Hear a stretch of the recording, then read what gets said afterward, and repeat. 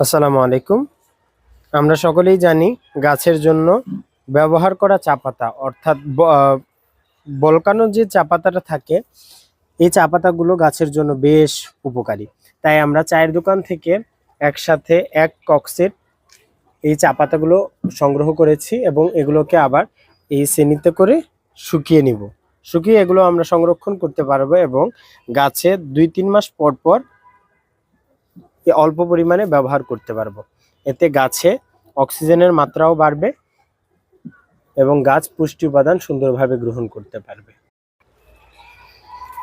আসসালামু আলাইকুম।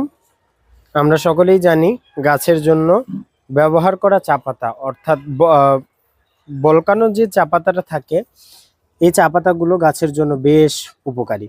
তাই আমরা চায়ের দোকান থেকে একসাথে এক কক্সের এই চা পাতাগুলো সংগ্রহ করেছি এবং এগুলোকে আবার এই শ্রেণীতে করে শুকিয়ে নিব।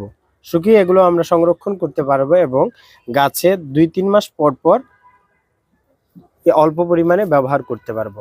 এতে গাছে অক্সিজেনের মাত্রাও বাড়বে এবং গাছ পুষ্টি উপাদান সুন্দরভাবে গ্রহণ করতে পারবে।